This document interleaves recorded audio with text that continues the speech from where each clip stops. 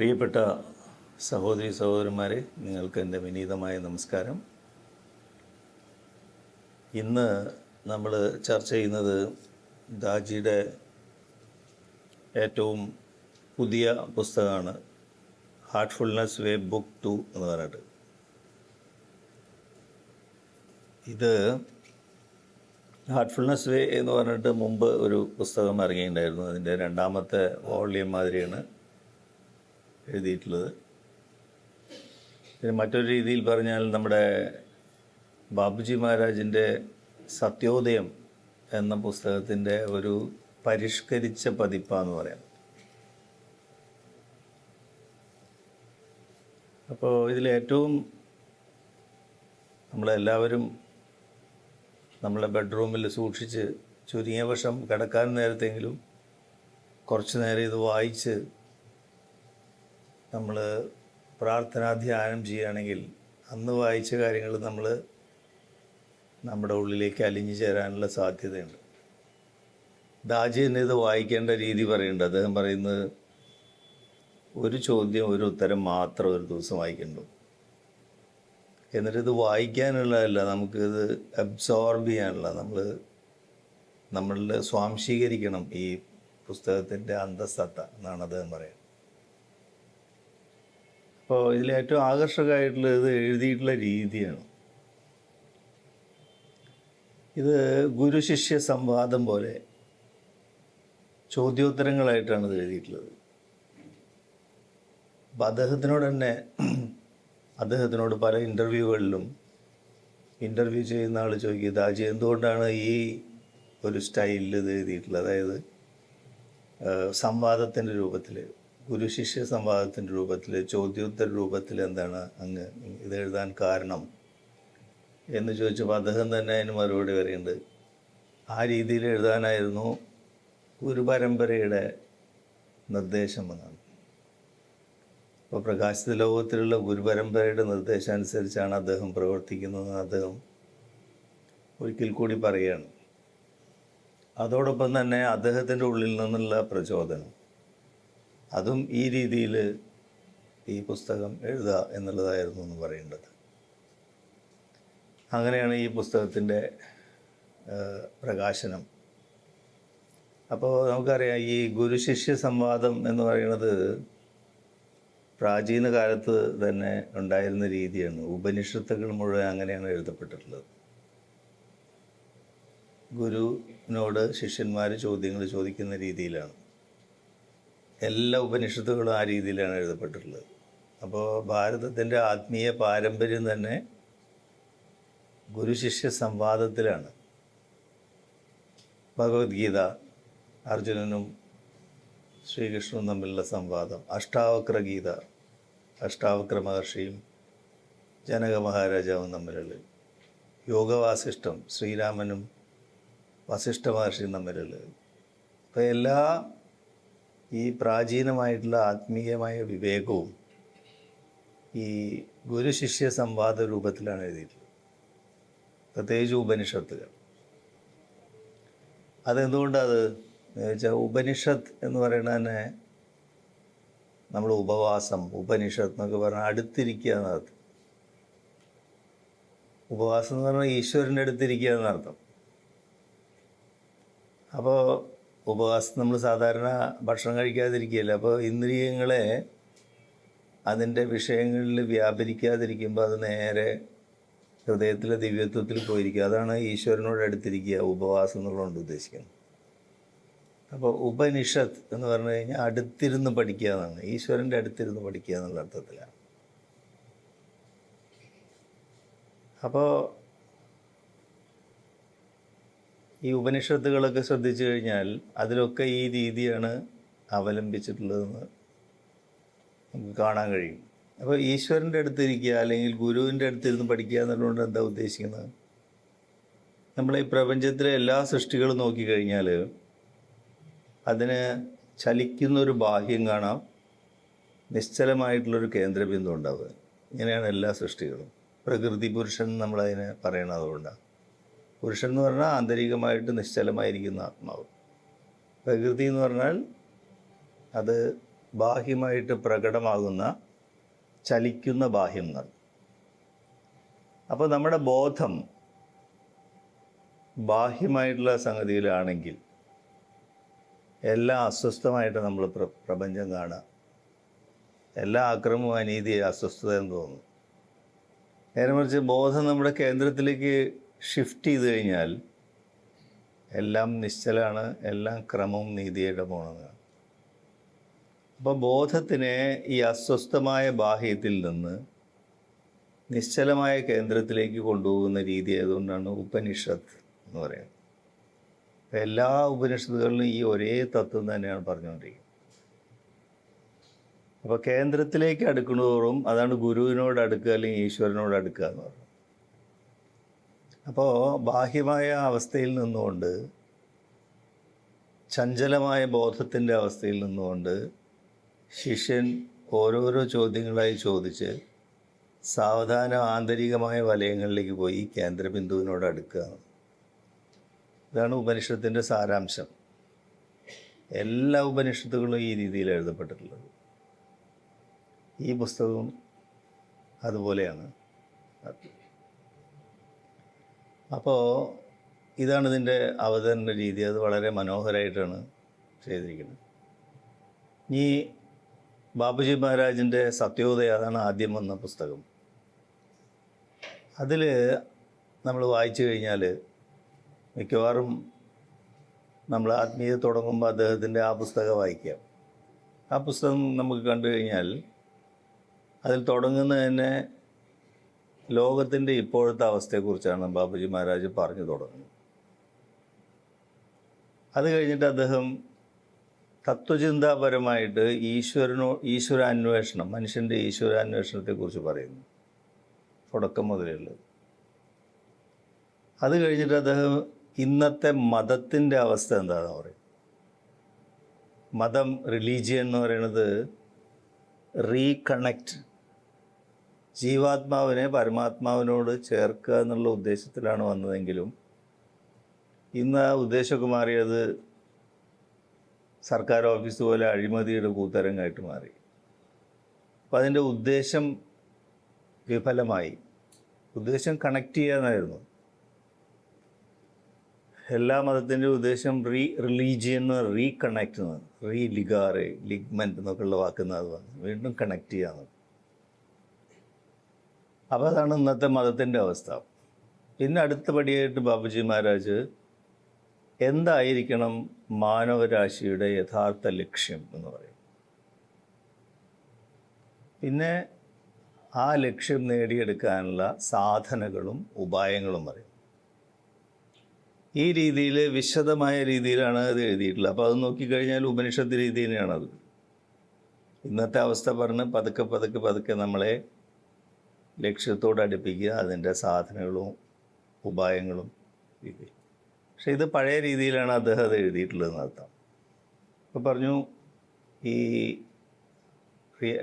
സത്യോദയത്തിൻ്റെ പരിഷ്കരിച്ച ഒരു പതിപ്പാണ് ഈ പുസ്തകം നമ്മൾ പറഞ്ഞത്. അപ്പോൾ ഈ പുസ്തകത്തിൽ എങ്ങനെയാണെന്ന് വെച്ചാൽ ചോദ്യോത്തര രൂപത്തിലാണ്. ലോകത്തിൻ്റെ എല്ലാ ഭാഗത്തു നിന്നുള്ള ആത്മീയ അന്വേഷകരുടെ ചോദ്യങ്ങൾ നമ്മുടെ മിഷനിലെ ഒരു സീനിയറായിട്ടുള്ള പ്രിസെപ്റ്റർ സിസ്റ്റർ എലിസബത്ത് അവരിതെല്ലാം കളക്ട് ചെയ്ത് ഒരു ഓർഡറിലാക്കി ദാജിയോട് അതിൽ പ്രസക്തമായിട്ടുള്ള ചോദ്യങ്ങൾ ചോദിക്കുക, അതിന് ദാജി ഉത്തരം പറയുന്ന രീതിയിലാണ് ഈ പുസ്തകം എഴുതിയിട്ടുള്ളത് എന്നർത്ഥം. അപ്പോൾ ദാജി തന്നെ പറയുന്നുണ്ട്, നമ്മൾ ഒരു ദിവസം അദ്ദേഹത്തിൻ്റെ ധ്യാനത്തിൽ ഈ പുസ്തകത്തിൻ്റെ ചോദ്യങ്ങൾക്ക് ഉത്തരങ്ങൾ എങ്ങനെയാണ് വന്നതെന്ന് പറയാം. അദ്ദേഹം പറയാം, അത് ബാബുജി മഹാരാജിൻ്റെ വിവേകം, അതുപോലെ ഗുരുപരമ്പരയുടെ വിവേകം, അതെല്ലാം ക്രോഡീകരിച്ചത്, അതോടൊപ്പം തന്നെ അദ്ദേഹത്തിൻ്റെ ഉള്ളിൽ നിന്ന് ഓരോ സമയത്തും വരുന്ന പ്രചോദനങ്ങൾ. അങ്ങനെയാണ് ഈ പുസ്തകത്തിൻ്റെ ഉത്ഭവം എന്ന് പറയുന്നത്. അപ്പം അദ്ദേഹം ഒരു ധ്യാനത്തിൽ അദ്ദേഹത്തിന് അനുഭവപ്പെട്ടു, ഈ പ്രപഞ്ചം മുഴുവൻ അദ്ദേഹത്തിനോട് സംവേദിക്കുന്ന പോലെ, ഗുരു ശിഷ്യ സംവാദം പോലെ. അപ്പോൾ അദ്ദേഹം പറയണ ഈ പ്രപഞ്ചത്തിൽ നോക്കിക്കഴിഞ്ഞാൽ എല്ലാം പരസ്പരം സംവേദിക്കുന്നത് കാണാൻ പറ്റും, ആശയവിനിമയം നടത്തുന്നത്. ഗ്രഹങ്ങളെല്ലാം അതിൻ്റെ ഭ്രമണപഥത്തിലൂടെ സൂര്യനുമായിട്ട് സംവേദിച്ചുകൊണ്ടിരിക്കുന്നു. മരങ്ങൾ കാറ്റിലൂടെ സന്ദേശങ്ങൾ അയക്കുന്നു. മേഘസന്ദേശമൊക്കെ നമ്മൾ കേട്ടിട്ടില്ല, അതൊക്കെ വാസ്തവം എന്നുള്ള രീതിയിലാണ് പറയുന്നത്. അപ്പോൾ നമ്മുടെ ഹൃദയം ഓരോ നിമിഷവും അറിയാത്ത ദിവ്യത്വവുമായി സംവാദത്തിൽ ഏർപ്പെടുന്നുണ്ട്. അപ്പോൾ ആത്മീയ പരിശീലന രീതിയും ഇതിൽ നിന്ന് വ്യത്യസ്തമല്ല എന്ന് പറയുന്നത്. അപ്പോൾ ആ രീതിയിലാണ് ഈ പുസ്തകം എഴുതപ്പെട്ടിട്ടുള്ളതെന്ന് പറയുന്നത്. അപ്പോൾ ഹാർട്ട്ഫുൾനെസ് രീതി എന്ന് പറയുന്നത് അത് പഴയ രീതിയിലാണ് എഴുതപ്പെട്ടിട്ടുള്ളത്. അതിൻ്റെ പുതിയ ഒരു അവതരണമാണ് ഇത് എന്ന് അദ്ദേഹം പറഞ്ഞു. അപ്പോൾ ശിഷ്യൻ ഗുരുവിൻ്റെ കൈ പിടിച്ച് അദ്ദേഹത്തോടൊപ്പം നടക്കുന്ന രീതിയിലാണത്. നേരെ മറിച്ച് ഗുരു ഒരു മലയുടെ മുകളിൽ കയറി നിന്നിട്ട് ഉന്നതമായ ഒരു അവസ്ഥയിൽ നിന്നുകൊണ്ട് താഴെ നിൽക്കുന്ന ശിഷ്യന്മാരെ സംബോധന ചെയ്യുന്ന രീതിയിലല്ല അത് എഴുതിയിട്ടുള്ളത്. ശിഷ്യൻ ഗുരുവിൻ്റെ കയ്യിൽ പിടിച്ച് ഒപ്പം നടക്കുകയാണ്. അതായത് ശിഷ്യൻ ഏത് രീതിയിലാണോ നിൽക്കുന്നത് ആ രീതിയിലേക്ക് ഇറങ്ങി വന്ന് സാവധാനം അദ്ദേഹത്തിൻ്റെ കൂടെ നടന്ന് യഥാർത്ഥ ലക്ഷ്യത്തിലേക്ക് നയിക്കുന്ന രീതിയാണ്. അപ്പോൾ പ്രാചീനമായ വിവേകം, കാലാതീതമായിട്ടുള്ള വിവേകം, ആധുനിക മനുഷ്യന് യോജിച്ച രീതിയിൽ ഇന്നത്തെ യുവാക്കൾക്ക് ഏറ്റവും ഇഷ്ടപ്പെട്ട പുസ്തക അവതരണ രീതിയാണ് ഈ ചോദ്യോത്തര രീതി. അവർ എല്ലാത്തിനായിട്ടും സംവേദിക്കാൻ ആഗ്രഹിക്കും, ചോദ്യങ്ങൾ ചോദിക്കാൻ ആഗ്രഹിക്കും. അപ്പോൾ യുവാക്കൾക്കും ഈ പുസ്തകം വളരെയധികം ഇഷ്ടപ്പെടും. അപ്പോൾ ആ രീതിയിലാണ്. അപ്പോൾ ഓരോ ചോദ്യങ്ങളും എങ്ങനെയാണെന്ന് വെച്ചാൽ, ചോദ്യോത്തരങ്ങളുടെ പ്രത്യേകത എന്താ വെച്ചാൽ, നമ്മൾ നിൽക്കുന്ന അവസ്ഥയിൽ നമ്മളൊരു ചോദ്യം ചോദിക്കണം, അപ്പോൾ അതിനൊരു ഉത്തരം പറയണം. അപ്പോൾ നമ്മൾ തൊട്ടടുത്ത അവസ്ഥയിലേക്ക് പോകണം, അപ്പോൾ അവിടുന്ന് അടുത്ത ചോദ്യം ചോദിക്കും. അപ്പോൾ പടിയായിട്ട്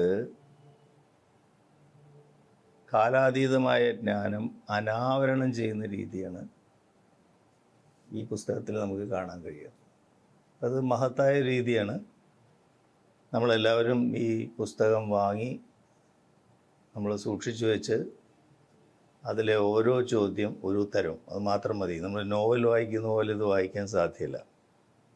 കാരണം ഓരോ ഉത്തരങ്ങളിലും ഇങ്ങനെ അതിൻ്റെ അർത്ഥവ്യാപ്തി നമ്മൾ ആവർത്തിച്ച് വായിക്കും തോറും, ഇപ്പോൾ ഇന്ന് നമ്മൾ സത്യോദയം വായിക്കുകയാണെങ്കിൽ ഒരു 25 കൊല്ലം മുമ്പ് നമ്മൾ വായിച്ച അർത്ഥമല്ല അതെന്ന് വ്യക്തമാവുക. അതെന്താ കാണിക്കുന്നത്? നമ്മുടെ അവസ്ഥ മാറുന്നതിനനുസരിച്ച് ആത്മീയജ്ഞാനത്തിൻ്റെ ആഴവും വർദ്ധിക്കുന്നതാണ്. അതുകൊണ്ട് ഈ പുസ്തകം നമ്മൾ സ്വാംശീകരിക്കേണ്ടതാണ്, വായിക്കേണ്ടതല്ല എന്ന് ദാജി തന്നെ ഇതിൻ്റെ ആമുഖത്തിൽ പറയുന്നുണ്ട്. ഇനി ഇതിലെ ചോദ്യങ്ങളിലേക്ക് കടന്നാൽ ഒരുപാട് മനോഹരമായിട്ടുള്ള ചോദ്യങ്ങളും ഉത്തരങ്ങളുണ്ട്. അതിലെ ഒരു ചോദ്യം എന്താണെന്ന് വെച്ചാൽ, ആത്മീയ പുരോഗതി എന്ന് പറയുന്നത് ബോധത്തിൻ്റെ പരിണാമമാണ്. നമുക്കെല്ലാവർക്കും അറിയാം, ബോധത്തിൻ്റെ വികാസമാണ് ആത്മീയ പുരോഗതി എന്ന് പറയുന്നത്. നമ്മളിപ്പോൾ നിൽക്കുന്ന അവസ്ഥയിൽ നിന്ന് ഉന്നതമായ എന്ന് പറയുന്ന വിവേകത്തിൻ്റെ ഉന്നതമായ അവസ്ഥ അല്ലെങ്കിൽ ബോധത്തിൻ്റെ ഉന്നതമായ അവസ്ഥയിലേക്കുള്ള യാത്രയാണ് നമ്മൾ ബോധത്തിൻ്റെ വികാസം എന്ന് പറയുന്നത്. അപ്പോൾ സിസ്റ്റർ എലിസബത്ത് ചോദിക്കുന്നത്, ഇത് എല്ലാവർക്കും സാധ്യമാണോ, അതോ യോഗ്യതയുള്ള കുറച്ച് പേർക്ക് വേണ്ടി മാത്രമായിട്ട് സംരക്ഷിക്കപ്പെട്ടിട്ടുള്ളതാണോ, റിസർവ് ചെയ്തിട്ടുള്ളതാണോ? പ്രസക്തമായ ചോദ്യം. നമ്മുടെ ഉള്ളിലൊക്കെ അങ്ങനെ ഉണ്ടാവും, നമുക്ക് ഇതിനുള്ള യോഗ്യതയൊക്കെ ഉണ്ടാവും. അപ്പം അതിന് ദാജി മറുപടി പറയണത്, ആത്മീയ പുരോഗതി എന്ന് പറയുന്നത് അല്ലെങ്കിൽ ബോധത്തിൻ്റെ വികാസം എന്ന് പറയുന്നത് ഓരോ മനുഷ്യൻ്റെയും ജന്മാവകാശമാണ്. അതിന് മറു ചോദ്യം ചോദിക്കുകയാണ്, ഒരു പുഴ സമുദ്രത്തിലേക്ക് ഒഴുകി പോകാൻ അതിന് എന്തെങ്കിലും ബുദ്ധിമുട്ടുണ്ടോ? പുഴ സമുദ്രത്തിലേക്ക് ഒഴുകുന്നത് ശ്രദ്ധിച്ചു കഴിഞ്ഞാൽ സമുദ്രത്തിനോട് അടുക്കും തോറും അതിൻ്റെ സ്പീഡ് കൂടുന്നതായിട്ട് കാണാം. അഴിമുഖത്തെത്തി കഴിഞ്ഞാൽ ഭയങ്കര സ്പീഡ്, ധൃതിയിലത് എത്രയും വേഗം അത് കടലിൽ ലയിക്കാൻ അത് ആഗ്രഹിക്കും. പുഴയ്ക്ക് അതിൻ്റേതായ ഒരു ബോധം ഉണ്ടെങ്കിൽ അതെങ്ങനെ ആലോചിക്കുക. കടലിൽ ലയിക്കുന്നതോടുകൂടി ഈ പുഴയുടെ വ്യക്തിത്വം നഷ്ടപ്പെടുകയാണ്. അപ്പം ഈ വ്യക്തിത്വം നഷ്ടപ്പെടുത്തി ലയാവസ്ഥയിലേക്ക് പോകാനാണ് അത് ത്വര കാണിക്കുന്നത്. അപ്പോൾ അതാലോചിക്കുക, ഞാൻ എൻ്റെ വ്യക്തിത്വം നഷ്ടപ്പെടുത്തുന്നില്ല എന്ന് വിചാരിച്ച് കടലിലേക്ക് ഒഴുകുന്നതിന് പകരം അതിൻ്റെ ദിശ മാറ്റി പോണ വഴിക്ക് ഒരു കോളേജ് കണ്ടു, കുട്ടികളൊക്കെ കണ്ടപ്പോൾ അവിടേക്ക് കയറിയല്ലോ. അപ്പം അതിൻ്റെ വഴി മുടങ്ങി അവിടെ കെട്ടി നിൽക്കും അത്. അപ്പോൾ പിന്നെ എന്താ വഴി മുടങ്ങിക്കഴിഞ്ഞാൽ സൂര്യതാപമേറ്റ് അത് ബാഷ്പീകരിച്ച് മുകളിലേക്ക് പോകണം. അതിനെയാണ് ഉഷ്ണം. ജീവിതത്തിൽ ഉണ്ടാവുന്ന എല്ലാ ദുരിതങ്ങളും അതാണ്. അതായത് നമ്മൾ ലക്ഷ്യത്തിൽ നിന്ന് വ്യതിചലിച്ച് മറ്റ് ദിശകളിൽ പോകുമ്പോൾ നമുക്ക് അനുഭവപ്പെടുന്ന ദുരിതങ്ങളെയാണ് വാസ്തവത്തിൽ ജീവിതത്തിലെ കഷ്ടപ്പാടുകളായിട്ട് കാണുന്നത്. ഏത് കഷ്ടപ്പാട് നമ്മളെടുത്താലും, ഏത് ദുരിതം എടുത്താലും നമുക്ക് ഉറപ്പിക്കാം എന്ത്, നമ്മളുടെ ദിശാബോധം നഷ്ടപ്പെട്ടിരിക്കുന്നു. ജീവിതത്തിൽ യഥാർത്ഥ ലക്ഷ്യത്തിലൂടെയല്ല നമ്മൾ പോയിക്കൊണ്ടിരിക്കുന്നത്.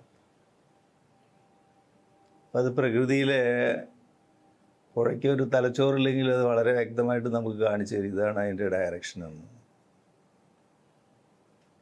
അപ്പോൾ അത് ചോദിക്കുക, പുഴയ്ക്ക് സമുദ്രത്തിലേക്ക് ഒഴുകി പോകാൻ വല്ല ബുദ്ധിമുട്ടുണ്ടോ? ഒരു ബുദ്ധിമുട്ടുമില്ല, ഈ എളുപ്പമാണ്. ബുദ്ധിമുട്ടുണ്ടാവണ എങ്ങനെയാണ്? മനുഷ്യൻ അതിലൊരു അണക്കെട്ട് നിർമ്മിക്കും. ഏത് പുഴ നോക്കിയാലും ഒരണക്കെട്ടെന്നല്ല, ഒരണക്കെട്ടിന് ശേഷം വേറെ നിരന്തരം മനുഷ്യൻ അണക്കെട്ട് പണിതുകൊണ്ടിരിക്കുക.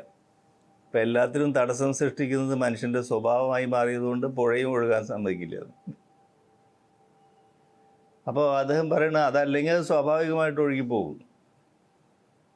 ഈ കെട്ടുന്നതുകൊണ്ടാണ് നമുക്ക് വെള്ളപ്പൊക്കം ഉണ്ടാകുന്നത്. അതിൻ്റെ ദിശ മാറി മറ്റ് ഡയറക്ഷനിലേക്കും, ആലുവയിൽ നമ്മുടെ ആശ്രമത്തിലേക്ക് വരെ വെള്ളം വന്നു ദിശ മാറിയിട്ട്. അപ്പോൾ മനുഷ്യൻ തടസ്സം സൃഷ്ടിക്കുകയാണ് അതിന്. അപ്പോൾ അത് സ്വാഭാവികമായിട്ട് കടലിലേക്ക് ഒഴുകിപ്പോകും. അപ്പോൾ ലക്ഷ്യത്തിലേക്ക് പോകാൻ കാരണം ഒന്ന് തന്നെയുള്ളൂ, എനിക്കത് നേടിയെടുക്കണം എന്നുള്ളത്. പക്ഷെ തടസ്സങ്ങൾ പലതും ഉണ്ടാവും. പക്ഷേ തടസ്സങ്ങളെ ഭഞ്ജിച്ച് ഒഴുകിപ്പോകാൻ ഒരൊറ്റ കാരണം മാത്രമേ ഉള്ളൂ, എന്താണ്? എനിക്ക് ലക്ഷ്യം നേടിയെടുക്കണം. അപ്പോൾ ബോധത്തിൻ്റെ വികാസം എന്ന് പറയുന്നത് സ്വാഭാവികമാണ്. ബോധം വികസിക്കാൻ ആഗ്രഹിക്കുന്നു. ഒരു കുഞ്ഞ് വളർന്നു വരുന്ന പോലെയാണ്. ഒരു കുട്ടി ഒരു 6 വയസ്സ് കഴിഞ്ഞിട്ട് വളരാണ്ട് അവിടെ തന്നെ നിൽക്കുകയാണെങ്കിലോ, അപ്പോൾ നമ്മൾ എന്തോ അപകടം ഉണ്ടെന്ന് വിചാരിക്കും. അപ്പോൾ അത് സ്വാഭാവികമായിട്ട് വളർന്നുകൊണ്ടേയിരിക്കും. ജീവിതത്തിൻ്റെ ഏത് മേഖലയിലെങ്കിലും വരൾച്ച മുരടിക്കുക എന്ന് പറഞ്ഞാൽ അത് അസ്വസ്ഥതയാണ് നമുക്ക്. അപ്പോൾ ബോധം വികസിച്ചുകൊണ്ടേയിരിക്കും. അപ്പോൾ നമ്മുടെ ജീവിതത്തിൽ, സാധാരണ ജീവിതത്തിൽ കാണുന്ന എല്ലാ തരത്തിലുള്ള അസംതൃപ്തികളും കാണിക്കുന്നത് എന്താണ്? നമുക്ക് ദിശാബോധം നഷ്ടപ്പെട്ടു എന്നാണ്. നമ്മുടെ യഥാർത്ഥ ലക്ഷ്യത്തിൻ്റെ മാർഗത്തിലല്ല, ബോധത്തിൻ്റെ വികാസത്തിൻ്റെ പാതയിലല്ല എന്നാണ് സാധാരണ ജീവിതത്തിലെ എല്ലാ പ്രശ്നങ്ങളും നമുക്ക് കാണിച്ചു തരുന്നത്. അപ്പോൾ ലക്ഷ്യത്തിലേക്കുള്ള യാത്ര വളരെ എളുപ്പമാണ്, അതോടൊപ്പം തന്നെ ബുദ്ധിമുട്ടാണ്. എന്താ കാരണം? ഇത് എളുപ്പമാവലും ബുദ്ധിമുട്ടാവലും എന്ന് പറയുന്ന ഈ വിരോധാഭാസം പ്രകൃതിയിലെ എല്ലാ സ്ഥലത്തും ഉണ്ട്. അതുകൊണ്ടാണ് പരസ്പര വൈരുദ്ധ്യങ്ങളാണ് പ്രപഞ്ചത്തിൽ മുഴുവൻ കാണുക. അതുപോലെ വളരെ എളുപ്പമാണ്, അതേസമയം വളരെ ബുദ്ധിമുട്ടാണ്. രാജി ചോദിക്കുക, കൈ കോർത്ത് മടിയിൽ വെച്ചുകൊണ്ട് കണ്ണടച്ചിരിക്കാൻ എന്താണ് ബുദ്ധിമുട്ട്? എന്തെങ്കിലും ബുദ്ധിമുട്ടുണ്ടോ? കണ്ണടച്ച് സംപ്രേഷണം സ്വീകരിക്കുക മാത്രമേ വേണ്ടൂ, വളരെ എളുപ്പമാണ്. പിന്നെ എന്താണ് ബുദ്ധിമുട്ട്? നമ്മൾ കണ്ണടച്ചിരിക്കുന്ന സമയത്ത് നമ്മളുടെ ഉള്ളിലെ ചിന്തകൾ, പൂർവ്വകാലങ്ങളിലുള്ള നമ്മുടെ പ്രവൃത്തികൾ, നമ്മളെ ഉദ്ദേശങ്ങൾ, ഇതൊക്കെ പരസ്പര വൈരുദ്ധ്യം നമ്മൾ കാണും. അപ്പോൾ നമ്മുടെ ചിന്ത ശരിയാണോ, എൻ്റെ ഉദ്ദേശങ്ങൾ ശരിയാണോ എന്നുള്ള ഈ വൈരുദ്ധ്യം കാണുമ്പോൾ, വികലമായിട്ടുള്ള എൻ്റെ ആന്തരിക മുഖം കാണുമ്പോൾ എനിക്ക് ദേഷ്യം വരും. അപ്പോൾ എന്താ ചെയ്യുക? കണ്ണാടി നോക്കിയിട്ട് നമുക്ക് മുഖം സ്റ്റൈലിങ് എന്താ ചെയ്യുക? കണ്ണാടി നമ്മൾ തല്ലിപ്പൊളിക്കും, നമ്മൾ കണ്ണൂർക്കും. മെഡിറ്റേഷൻ മതി, മെഡിറ്റേഷൻ. ഇതാണ് ആകെ കൂടിയിട്ടുള്ളൊരു പ്രശ്നം. അതായത് എൻ്റെ യഥാർത്ഥ ആന്തരികമായിട്ടുള്ള വികൃതമായ മുഖത്തിനെ ദർശിക്കാൻ ഞാൻ തയ്യാറല്ല. അതാണ് ധ്യാനത്തിനുള്ള ഒരേ ഒരു തടസ്സം. അപ്പോൾ അത് ദർശിച്ച് ഒന്നൊന്നായിട്ട് നമ്മൾ നീക്കം ചെയ്യുകയാണെങ്കിൽ, എൻ്റെ ചിന്തകളെയും എൻ്റെ ഉദ്ദേശങ്ങളെയും ഭൂതകാലത്തിലെ പ്രവൃത്തികളിലും നമുക്ക് പറ്റിയിട്ടുള്ള അബദ്ധങ്ങളെ ഒന്നൊന്നായിട്ട് നീക്കം ചെയ്യുകയാണെങ്കിൽ നമ്മുടെ ആന്തരിക മുഖം കൂടുതൽ ഭംഗിയാവും. അതിനെ നമുക്ക് നിരീക്ഷിക്കാൻ ഒരു ബുദ്ധിമുട്ടുമില്ല. അപ്പോൾ ധ്യാനത്തിന് വിമുഖത, നമുക്ക് കണ്ണടയ്ക്കാൻ താല്പര്യമില്ല എന്ന് പറഞ്ഞാൽ നമ്മൾ മനസ്സിലാക്കണം എന്താണ്? നമ്മുടെ ചിന്തകളും പൂർവ്വകാലത്തിലെ പ്രവൃത്തികളും നമ്മുടെ ഉദ്ദേശങ്ങളും തമ്മിൽ പരസ്പര വിരുദ്ധമാണെന്ന് പറഞ്ഞു. അപ്പോൾ മുൻകാലങ്ങളിൽ, ദാജി അതിൻ്റെ ഉത്തരമായിട്ട് പറയും, മുൻകാലങ്ങളിൽ ഈ ആത്മീയ ജ്ഞാനം എന്ന് പറയുന്നത് വളരെ കുറച്ച് യോഗ്യതയുള്ള ആൾക്കാർക്ക് വേണ്ടി റിസർവ് ചെയ്ത് വെച്ചിരിക്കുകയായിരുന്നു, സംരക്ഷിക്കപ്പെട്ടിരിക്കുകയായിരുന്നു. അതിനുള്ള യോഗ്യതയുള്ള ആൾക്കാർക്ക് അവിടെ എത്തിപ്പെടാൻ പറ്റുള്ളൂ എന്നുള്ള ധാരണയിലായിരുന്നു. ബാബുജി മഹാരാജാണ് അതിന് വിപ്ലവകരമായ ഒരു മാറ്റം ഉണ്ടാക്കിയത്. അദ്ദേഹം മാനവരാശിയെ നോക്കിയിട്ട് പറഞ്ഞു, എല്ലാവർക്കും യോഗ്യതയുണ്ട്, എല്ലാ മനുഷ്യനും ആത്മീയ പുരോഗതിക്ക് യോഗ്യനാണ്. ഒരു കുഞ്ഞ് വളരുന്ന പോലെ അത് സ്വാഭാവികമാണ്. അപ്പോൾ എല്ലാ മനുഷ്യനിലും, എന്താണ് കാരണം പറയുന്നത് അദ്ദേഹം? എല്ലാ മനുഷ്യനിലും ദിവ്യത്വത്തിൻ്റെ കിരണമുണ്ട്. അതുകൊണ്ട് നമ്മൾ ജീവിച്ചിരിക്കുന്നത്. അത് വികസിക്കാൻ ആഗ്രഹിക്കുന്നു, പ്രകടമാക്കാൻ ആഗ്രഹിക്കുന്നു. അപ്പോൾ അദ്ദേഹം ചോദിക്കുകയാണ്, ഒരു അമ്മ തനിക്ക് 4 മക്കളുണ്ടെങ്കിൽ ഇതിൽ ഏത് മകനോ അല്ലെങ്കിൽ മകൾക്കോ ആണ് എൻ്റെ സ്നേഹത്തിന് അർഹത എന്ന് അമ്മ വിലയിരുത്തുമോ? ഒരിക്കലുമില്ല. അതുപോലെ ദിവ്യത്വം ആൾക്കാരെ ഇൻ്റർവ്യൂ ചെയ്തെടുക്കുമോ? ഓരോരുത്തർ ഇയാൾ യോഗ്യനാണ്, ഇയാൾ യോഗ്യനല്ല എന്ന് പറഞ്ഞിട്ട്? അങ്ങനെയില്ല. ഒരേ ഒരു യോഗ്യത എന്ന് പറഞ്ഞാൽ എന്താണ്? എനിക്ക് എൻ്റെ യഥാർത്ഥ ഭവനത്തിലേക്ക് തിരിച്ചു പോകണം. അതിന് ഞാൻ സന്നദ്ധനാണ്. ഈ ജ്ഞാനം ഞാൻ നേടിയെടുക്കണം, എനിക്കിത് അറിയണം, അനുഭവിക്കണം. ഇതാണ് ഒരേ ഒരു യോഗ്യത. അപ്പോൾ ദാജിയിൽ പറയുന്നുണ്ട്, അക്ഷരാഭ്യാസം ഇല്ലാത്ത സാധാരണ നാട്ടിൻപുറങ്ങളിലുള്ള ഒരു കർഷകന് വരെ ഇത് നേടിയെടുക്കാൻ സാധിക്കും. വിദ്യാഭ്യാസമോ മറ്റ് വിവരമൊന്നും ആവശ്യമില്ല. അദ്ദേഹം ഒരു ഉദാഹരണം പറയുന്നുണ്ട്. കാൻഹയിൽ ഒരിക്കൽ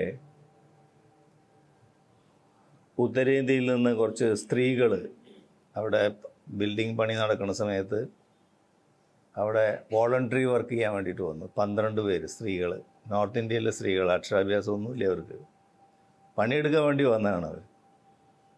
അപ്പോൾ ഒരു ദിവസം അന്ന് ദാജിയുടെ ഒരു ടെമ്പററി കോട്ടേജാണ്, അതിൻ്റെ ഉള്ളിൽ അദ്ദേഹം ഉച്ചയ്ക്ക് വിശ്രമിക്കുകയാണ്. അപ്പോൾ അദ്ദേഹം കേട്ടൻ നീക്കി നോക്കിയപ്പോൾ പുറത്ത് ഈ ചൂടിൽ ഈ 12 സ്ത്രീകൾ കഠിനമായിട്ട് അധ്വാനിക്കുകയാണ്. അപ്പോൾ പെട്ടെന്ന് അദ്ദേഹത്തിൻ്റെ ഉള്ളിൽ ഒരു ഇമ്പൾസ് വന്നു. അതുകൊണ്ടായിരിക്കും ഈ കേട്ടനൊക്കെ തുറന്ന് അദ്ദേഹം അവരെ ഉള്ളിലേക്ക് വിളിച്ചു, 12 പേരെ.